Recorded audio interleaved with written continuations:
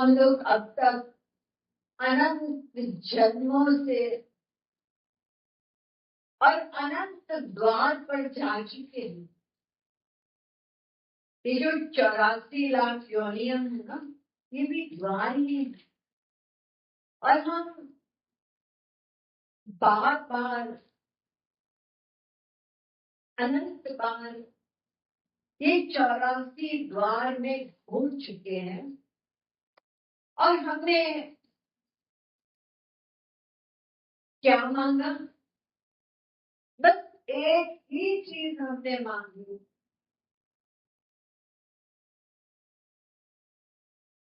वो क्या? पिताजी उनको प्यार दे दो, माता जी मुझे प्यार दे दो, पिताजी मुझे प्यार दे दो, पति जी मुझे प्यार दे दो। हर एक से हमने एक ही चीज मांगी, तो प्यार मांगा हमने और कुछ नहीं मांगा। और यही हमारा लक्ष्य था। तो ये 84 द्वार, इनको महाराज जी ने बताया कि हम 3 में डिवाइड कर सकते हैं। एक सात्विक द्वार स्वरूप का, दूसरा राजसिक द्वार, ये हमारा मृत्यु लोक है। अब तीसरा है वो तमोगुणी द्वार, वो नरक वाला द्वार।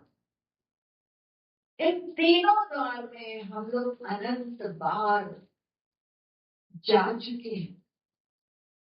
इसके अलावा हमने और कोई द्वार की खोज ही नहीं की, इसी में घूमते रहे। मिला नहीं हमारा सामान। एक भिखारी अगर किसी दरवाजे पर जाता है और उसको डांट के भगाया जाता है, कुछ नहीं देता है वो, तो दोबारा उसके पास उस दरवाजे पर नहीं जाएगा ना। ये कंजूस है, ये कुछ नहीं देता। पर हम लोग अनंत बार भीख मांग चुके प्रेम की संसार में। हर द्वार पर भीख मांगा प्रेम की और नहीं मिला। फिर भी घूम फिर के घूम घूम के यही हम मांगते रहे, प्रेम ही मांगते रहे। अब प्रेम किसी के पास है ही नहीं। यहाँ पर इस संसार में किसी के पास नहीं है। और हम लोग जानते भी नहीं कि प्रेम होता क्या है। लेकिन हाँ, जब हमने मांगा, जिससे भी प्रेम मांगा, तो उसने भी अपनी झोली हमारे आगे कर दी, तो हमको दे दो। तो हम लोगों का इतना बड़ा सौभाग्य है, हम ये थपेड़े खाते रहे अनंत जन्म। ये हमारे श्री महाराज जी ने हम लोगों की आंखें खोली और समझाया कि ये संसार का प्रेम क्या है। ठीक है, उनको समझने में टाइम लगेगा, लेकिन थियरी में तो पता है ना कि संसार में केवल लेना देना है। और यहाँ पर या तो लेना देना है। वास्तविक प्रेम तो ये भगवान के एरिया का है। ये भगवान के अंतरंग में अंतरंग शक्ति का नाम है। हम लोग ये जानते थे कभी? जीरो भी नहीं जानते थे, बस भटकते रहे। प्रेम की रूह हमारे भीतर रही और हर एक से हमने प्रेम ही मांगा। जबकि यहाँ सब भिखारी, और ये नहीं जानता एक भिखारी की ये भी मेरी तरह बुरा हाल है इसका। जैसे महाराज कहते ना, एक अंधा दूसरे से कहता है जरा मुझे रास्ता बता दो, तो चलो मैं बताता हूँ। तो वो सोचता है बेचारा अंधा है, उसको मालूम ही नहीं है, तो ये भी खुद अंधा है और उसको गाइड करता है, तो दोनों का क्या होगा? गिर पड़ेगा। तो यही हो रहा है राधिकाल से। तो हमारा किसी से प्रेम मांगना और अपना दुखड़ा रोना उसी प्रकार से है जैसे एक संतानहीन स्त्री, बच्चा नहीं है उसके, और वो जाती है बाल विधवा के पास और कहती है, बहना मेरा भी क्या जीवन है, पति होते हुए भी मेरा कोई बेटा नहीं, अपना दुगड़ा रो रही है। वो बाल विवाह कहती है, अरे कम से कम तेरे पति तो है, मेरे पास ना पति है ना बेटा है, और तुम मेरे आगे अपना दुगड़ा रो रहे। तो सब जीवों का वही हाल है कि किसी के पास प्रेम नहीं है और एक दूसरे से मांगते हैं और अपने दुगड़ा रोते हैं, लेकिन कौन क्या किसको दे देगा, क्योंकि हम सब प्रेम चाहते हैं लेकिन है नहीं ये धन किसी के पास। तो ये 3 द्वार बस इसी में हम घूमते हैं, मिला नहीं तो भी इसी में चक्कर लगा रहे, कभी प्रेम मिल जाएगा, कभी रिश्ते मिलेगा, रिश्ते मिलेगा। अब एक 4था द्वार है, वो कौन सा द्वार है? उस द्वार पर हमें क्या मिलेगा?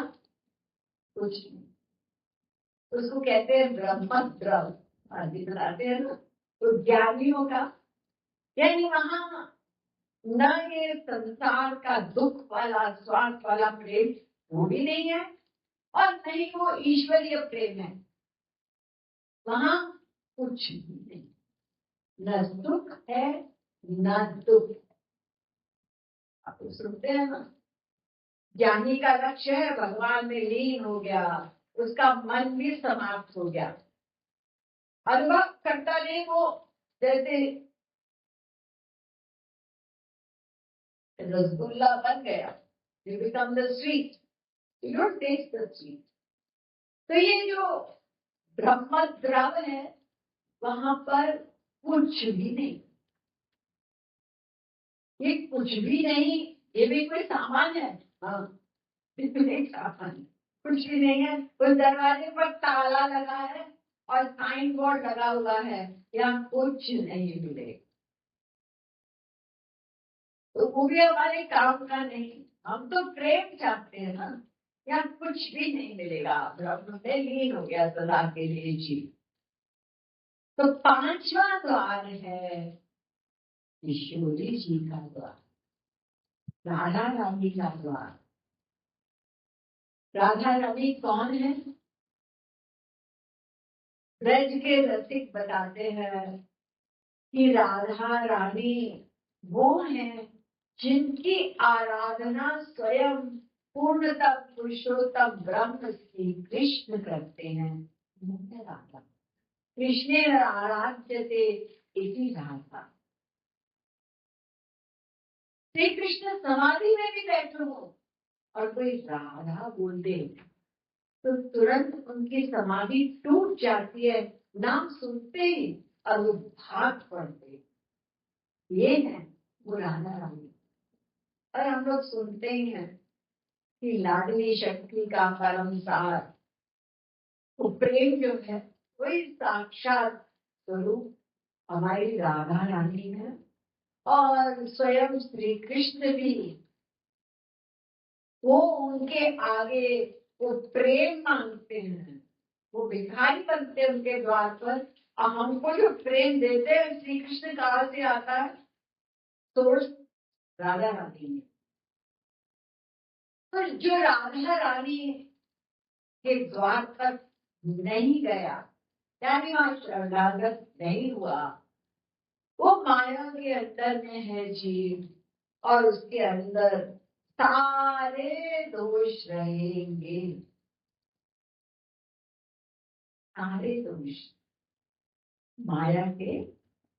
ऐसा नहीं होता कि आज लोग चला गया और अगले महीने क्रोध चला जाएगा, फिर उसके बाद 4 दिन बाद का, ऐसा नहीं होता। जाएंगे तो सब एक साथ ही जाएंगे, और दोष को निकालना बहुत कठिन है, बहुत। ये माया के रोग है ना, they are very deep rooted disease. महाराज कहते हैं कि संसार बनाना आसान है, लेकिन दोषों को निकालना बहुत कठिन है।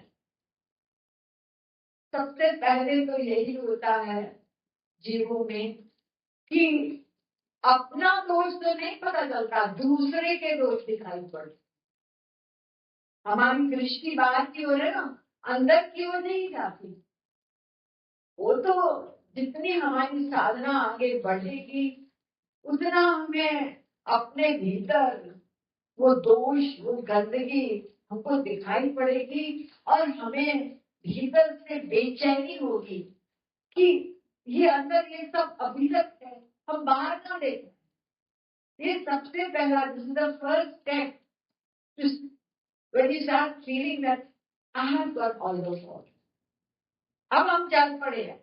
जब तक हम दूसरों को देखते हैं वो गड़बड़, वो गड़बड़, ये ऐसा करता है, ये हमारा, स्वामी कहते हैं उसके लिए बोलना एक खतरनाक, क्योंकि इसमें दो लोगों का, हमारा भी नुकसान, दूसरे का भी। और हम अपने आप सोचते हैं तो हमारा मन से ही तो दोष किसी का सोचेंगे तो मन और गंदा हो जाए। बड़ी मुश्किल से ये जो हमारा मन अनंत जन्मों का अशुद्ध है ना, इसकी सफाई बड़ी कमाई है। तो very very difficult learning that we are trying to do. यानी मन की सफाई आसानी से नहीं होती। पहले का अशुद्ध है तो जब तक हम बहुत अलर्ट, बहुत सावधान नहीं होंगे कि इसमें हम और गंदगी न डालें, दूसरे का दोष देखेंगे उसका दोष तो जाएगा ही नहीं, हमारा मन और गंदा हो जाएगा। तो ये दोष जो हमारे अंदर है, जब तक हम राधा रानी की शरणागति नहीं ग्रहण करेंगे ये हमारे दोष रहेंगे। जाएंगे तो ये एक साथ ही जाएंगे। तो राधा रानी के द्वार पर आकर के और उनसे हम क्या मांग रहे हैं? द्वार पतित एक आयोरी शोरी आती। अतित यानी अशुद्ध है, गुनाहगार है। ये हम लोग सुनते ही हैं कि भक्ति की जो नींव है, फाउंडेशन है, वो दीनता ही है। दीनता वो धागा है जिसमें सारे हमारी क्वालिटी जो भी हूँ वो सब मोती उसी दीनता के धागे में पिरोए जाते। वो दीनता का धागा न हो तो सब बिखर जाता। और दीनता के लिए बार बार हम सुनते हैं, हमारे पास है ही क्या? न धन, न ऐश्वर्य, न सौंदर्य, किसी चीज की हमसे आगे। उस स्वर्ग में जो है वो हमसे करोड़ों गुना आगे है। फिर क्यों क्या बात है? और किशोरी जी का दरबार वहां पर आधार बस कृपा ही कृपा है। और वो कृपा कब करेगी? जब हम अपने आप को रियलाइज करें। जानते तो हमें, लेकिन हमारी रियलाइजेशन इस बात की कितनी मात्रा की है, ये मेन बात। तो ये पतित आया है तो पतित हम अपने आप को माने तब उतने मात्रा में कृपा होगी। तो ये बात हम प्रार्थना में बोलते तो हैं, हो ऐसो हम पतित जो पतित नाम कहता हूँ, लेकिन अंदर से रियलाइजेशन नहीं होती है। जिस दिन ये रियलाइजेशन हमारी पूरी होगी तो फिर कृपा में कोई देर ही नहीं है, क्योंकि एक ईश्वर जी का दरबार है तो दीनों के लिए है, पतितों के लिए है। एक बात बताया ना हमारी ने, निराधार पतित ही को देती प्रेम कर, दीन जनन ही प्यार करती। और सही न सकती क्रंदन पूरी अनुमति। क्रंदन तो तब निकलेगा हमारा जब हम अपने आप को पुनर्भी कभी अनंत जन्म बीते हमको, और इस संसार में ही मैं घूमता रहा किशोर जी के दरबार में। इतनी सब कृपा होते हुए भी मैं नहीं आया। तो मैं आया हूँ, और आपको क्या चाहिए? मुझे केवल प्रेम ही चाहिए। आपके दरबार में मैं प्रेम ही मांगने आया हूँ। लेकिन राधा रानी, मेरे पास बर्तन नहीं है। प्रेम मांग तो रहा हूँ, लेकिन पात्र तत्व नहीं। पात्र क्या है? शुद्ध अंतःकरण बर्तन चाहिए ना। अशुद्ध अंतःकरण में चाहे भी तो गुरु प्रेम नहीं दे सकता, क्योंकि वो ठहरेगा ही नहीं। जैसे हम लोग एग्जाम्पल महाराजी से सुनते हैं कि शेरनी का दूध केवल सोने के बर्तन में टिकता है, दूसरे बर्तन में डालेंगे तो फट जाएगा। ऐसे ही प्रेम जो है, दिव्य ईश्वरीय प्रेम, निष्काम प्रेम, वो केवल शुद्ध अंतःकरण, वो पात्र होना चाहिए। तो कहता है राधा रानी से, देखो संसार में अगर किसी को कोई दान देता है, मान लो एक व्यक्ति उसको मिठाई दे रहा है, राइट? तो मिठाई के साथ डिब्बा देता है कि नहीं? पात्र तो साथ में दिया, सब सामान दिया। तो ऐसा तो नहीं हो सकता कि हमारे पास पात्र नहीं है फिर भी आप दे दो। तो हमारा पात्र अभी तक क्यों नहीं बना? आगे बताया गया कि विष्ठा विषय हेतु नित अवलौ शुकर जो भट्ट पायो ईश्वरी। अनंत जन्म में, अनंत जन्म इस संसार में ही सुख खोजने का इतना बड़ा अभ्यास है कि समझ कर भी कि यहाँ मुझे अपना सामान नहीं मिलेगा, फिर भी घूम घूम कर उसी संसार में ही सुख की आशा करते हैं। तो इसी इंद्रियों के विषय संसार से क्या खाएं क्या देखें, चलो घूमने चलते हैं, छुट्टी है तो घूम आते हैं, एंजॉयमेंट कर देते हैं। यानी परमार्थ में चलते हुए भी लोग खींच खींच के कहते हैं चलो तुम संसार में चलो, और हम भी बैठ जाते हैं कि माया बड़ी प्रबल है।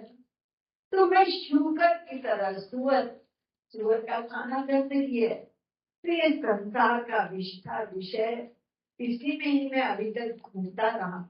फिर महापुरुषों ने बार बार बार बार समझाया कि देखो ये शरीर के लिए संसार है, तुम्हारा सब्जेक्ट केवल केवल केवल भगवान ही है। वो आनंद, वो प्रेम तुमको वहीं से मिलेगा। एम लगाओ, ये समझा रहे हैं, वो बार बार समझा रहे हैं। लेकिन संतन कहो मेरे नहीं मानते। हमने एक्सपीरियंस भी किया संसार में कि यहाँ ऐसे एक क्षण भर को सुख मिला, it was all temporary, fleeting, and yet I go back to it. तो महापुरुष कहते हैं तुम ऐसा करो कि ये समझ करके और अभ्यास करो क्या, कि वे ही हमारे हैं, और समय निकाल कर स्मरण करो, श्वास से राधे नाम लो, अपने मन को खाली न रहने दो। नहीं तो जहाँ उसका अभ्यास है संसार की ओर जाने का, वहीं भागेगा। तो इसको इधर लगाओ, इधर। तो बार बार समझाते हैं, लेकिन हमने क्या किया अभी तक? कुछ उनकी, कुछ अपनी, कुछ तेरी, कुछ मेरी, यही हमने किया। नहीं तो कोई कमी नहीं, कोई 1% कमी नहीं।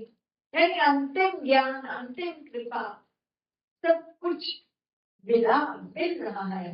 लेकिन मैंने मन भाया ही किया, ऐसा मेरा मन किया, अच्छा ऐसा है, अब तो थक गए, अब तो सो जाते हैं, अब इस बार नहीं, और ये सब अनेक बहाने बनाता है मन हमको साधना से, स्मरण से, या गुरु धाम में जाने का, ये भी जरूरी है, वो भी जरूरी, यानी मन मन बहाया ही कर अपनी चला, और अपनी चलाने से हमको लक्ष्य की प्राप्ति नहीं होगी, क्योंकि जब तक गुरु की बुद्धि में बुद्धि, टीचर की बुद्धि में बुद्धि जोड़ते हैं, तभी अंग्रेजी जैसे अटपटी भाषा सीख पाते हैं, जहाँ पे साइलेंट है, सब कुछ है। और अगर हम आर्ग्यू करेंगे कि देखो हम बोलते नहीं, हम लिखेंगे नहीं, तो ठीक है, तो डर जाओ, नहीं सीखो। तो हम, हमारा मन कैसा है? माया वाला, अशुद्ध है, बुद्धि माइक है। तो अगर हम चाहते हैं हमको हमारे लक्ष्य की प्राप्ति हो जाए, समय बीत रहा है, हमको प्रेम ही चाहिए, तो फिर हमको गुरु की बताई हुई जो कुछ डूज एंड डू नॉट्स हैं, उस पर अगर पूरा ध्यान देंगे तो फिर बहुत तेजी से आगे बढ़ेंगे। और अगर मन माया करेंगे, यानी जैसे हमारा मन करता है, क्या मन किया, उसको गाली दे दिया, और उसको क्या किया, कहीं झापड़ लगा दिया, और कोई मिला नहीं तो अपने को मार दिया, झापड़ लगा, अरे क्या करे, पागल हो क्या, अपने को थप्पड़ क्यों मारे? ठीक है, मेरा मन कर रहा है, हमने अपने आप को थप्पड़ मार दिया, थप्पड़ अपने आप को मारा, इसमें नुकसान किसका हुआ? अपना हुआ। तो ऐसे ही हम अपने इस माइंड, मन के अकॉर्डिंगली चलेंगे, और चल चुके अब तक, तो हमने अपने आत्मा का सर्वनाश किया, आनंद हो गया, क्योंकि पागलों की तरह हमने जो मन में आए वो किया, कुछ गुरु की मानी, कुछ अपने मन के हिसाब से, यही होता चला आया है अनादि का, कृपा हुई। लेकिन मन को बीच में हमने आने दिया, मन में जैसे कहा कुछ उसकी मानी, कुछ इधर की मानी, तो कियो सदा मन भायो ही किशोरी राधे।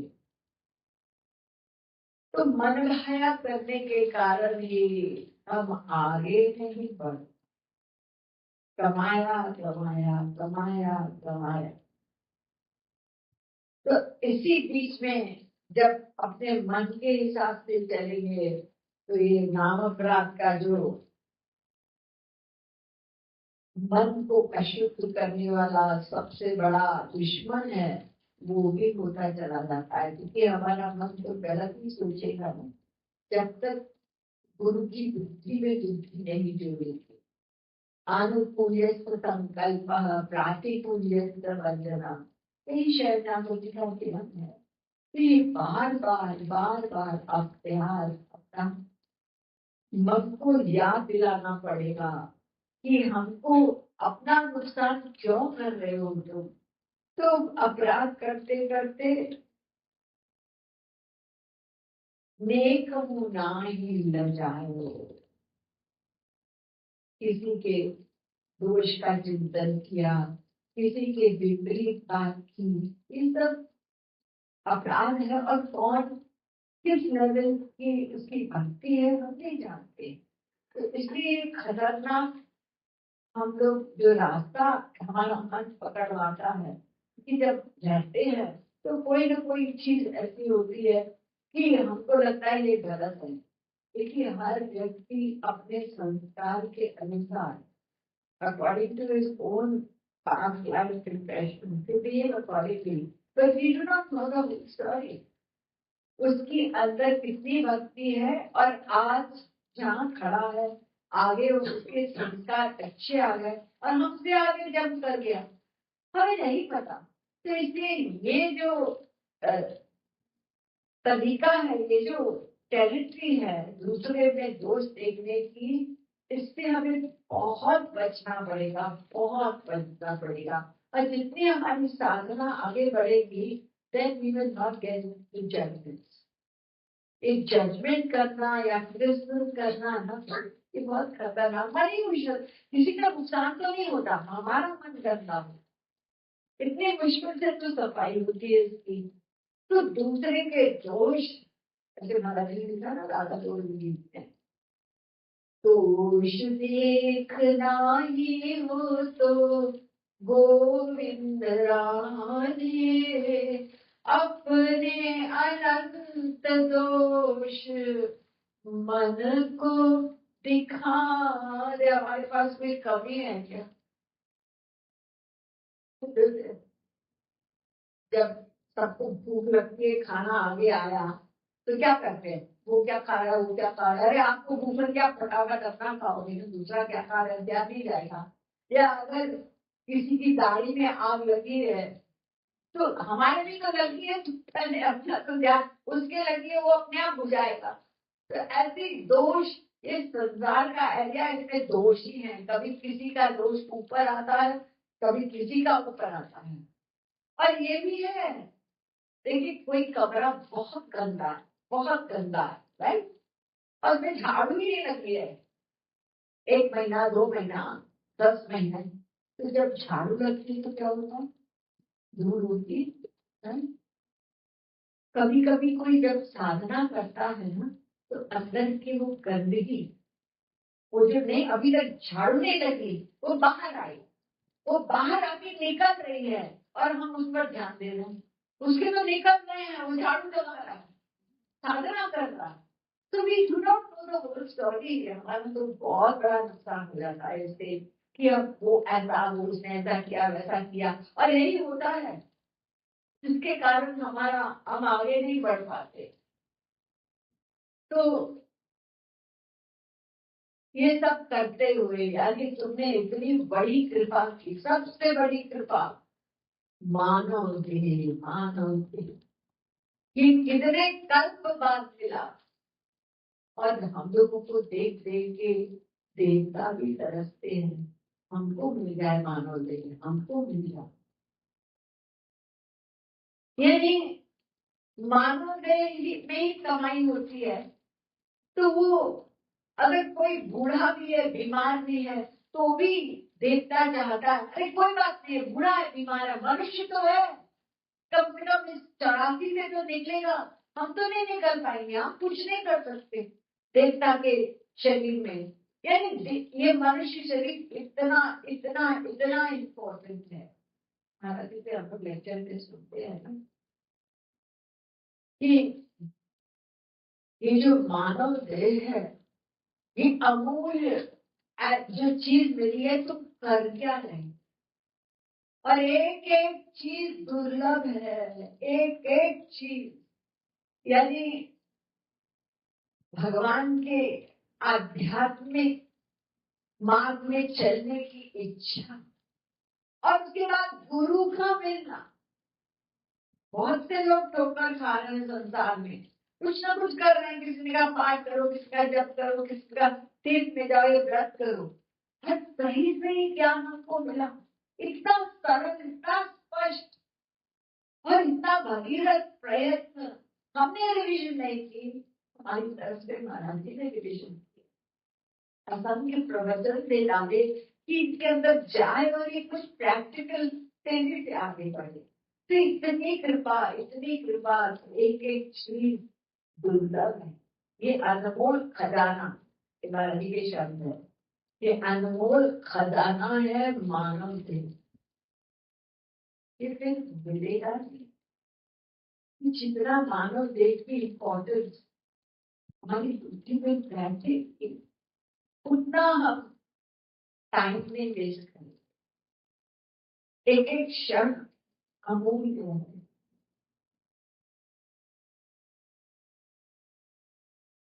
समय हमारा कई बार अनावश्यक बातों में चला जाता है। कोई बात कर रहा है, चाहे वो खाने पीने की हो, चाहे कपड़े की हो, चाहे पड़ोस की हो, कोई भी एक्सरसाइज है, जरूरी नहीं है तो फिर हम अपना टाइम नहीं वेस्ट करेंगे।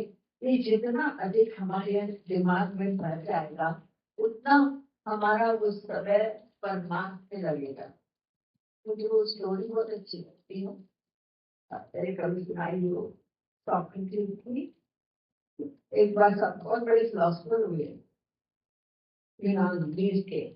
एक बार एक आदमी परिचित था, दौड़ता हुआ है, सुनो सुनो सुनो एक बात में बतानी है। अच्छा, उन्होंने कहा ऐसा है कि जरा एक बात, मेरे 3 प्रश्न, यानी ये जो तुम बात लेके आए हो मुझे बताने के लिए, तो क्या तुमने 3 छन्नियों में छाना है? पहले बात को छानो 3 छन्नियों में, तब मुझे बताना। तो पहली छन्नी क्या है? What is the first thing? if what you're telling me, is it the truth or you just heard it? उसने कहा नहीं, मैंने खाली सुनी ही बात। अच्छा, तो दूसरी छन्नी है कि क्या वो अच्छी बात है कि क्या खराब बात है? तो उसने कहा खराब बात ही है, जो भी हमें गॉसिप इज देयर या डेस्परेट टू शेयर इट। तो उसने कहा खराब बात है। उसने कहा is it necessary to tell me? No, get lost. यानी ये जरूरी बात है क्या जो हम कर रहे हैं? क्योंकि एक क्षण भी हम मांगेंगे यमराज से कि बस एक क्षण दे दो, राधे बोलने को नहीं बोलेगा। एक एक क्षण अमूल्य है। इसलिए महाराज जी कहते हैं अनमोल खजाना मानव दे। तो अब तक हमने क्या किया? इन छप्पड़ फाड़ के हम पढ़ गए, तो हमें बार बार आत्मनिरीक्षण करना है। तो वो कहता है कि नर तनु हरि पर हरि जन अनुपम। सब कृपाएं हो गई, ये विशेष कृपाएं हैं। साधारण कृपा तो लोगों को मिलती है, सब जीव जंतु को मिलती है, लेकिन ये 3, ये तो विशेष में विशेष कृपा, ये सब हमको मिली। लेकिन सब ही पाए गवायो ईश्वर, सब कुछ पाकर अपने गवा दिया। पर पता नहीं कि आपको कब जाना है। और एक बात जरूर होगी, अगर हम ऐसे ही चलते रहे ना, तो जब जाएंगे तो हमारे अंदर एक बहुत बड़ा पछतावा होगा। क्या पछतावा? सब कुछ मिला, क्यों नहीं किया? क्यों नहीं किया? हर समय कोशिश करके राधे नाम लेना है, सांस से राधे नाम लेना है, ये सब बताया, वो हमारे भीतर बैठी है, हमारे साथ है। ये प्रैक्टिकल कुछ 2-3 चीजें जो बताई गई, हमने उसका अभ्यास नहीं किया, या जितना करना चाहिए वो नहीं किया हमने। तो फिर अगर गए तो फिर we will just repent at cost of infinity, at cost of infinity. Tell your mind this. Don't come to this state where you have to repent. Do now. इसलिए मैंने अभी तक ये सब कुछ पा करके गंवाया है। तो तुम बिनु हेतु कृपालु कृपालु नहीं। राधा रानी कहती कोई बात नहीं है, तुम्हारे पास बर्तन नहीं है, मैं दे दूंगी, लेकिन ठीक ठीक मांग, ठीक ठीक मांग। ये अच्छी बात होगी। ठीक ठीक तो वही मांगेगा जिसका बर्तन शुद्ध होगा, बाकी तो नहीं मांग सकता। तो इसलिए तुम अपनी साधना करके ये फील करो कि मैं वास्तव में अपराधी हूँ, लेकिन अपने आप को मानता नहीं हूँ, रियलाइज नहीं करता हूँ, मैं सचमुच का पतित हूँ, लेकिन ये रियलाइज नहीं, यानी हर समय नहीं होता, कभी होता है कभी नहीं होता है। तो हमें ये बात को बार बार सोच कर बार बार रियलाइज करेंगे, तो फिर ये हमारा मन अंतःकरण की शुद्धि की ओर आगे बढ़ेगा। और फिर राधा रानी तो प्रतीक्षा में रहती है, प्रतीक्षा में रहती है कि आ जाओ और मैं तुमको अपने प्रेम से सराबोर कर दूं। तो हम लोग जो हम भी सारे हैं, लेकिन वो प्यार से कह रहा है मुझे तुम जियो, जीव ने ही बुलाया है। भगवान हरे गुरु तो प्रतीक्षा प्रतीक्षा में ही रहते हैं हम लोगों के। तो इसलिए ये जो भाव है, ये गीता पूर्वक जो पद है, इसकी जो भी महाराज जी ने भाव व्यक्त किए हैं, ये हमेशा गाया ही जाता है। लेकिन इसी के पीछे जो व्याख्या और तरह का बुनियादी होगी तो मैं आपको समझे।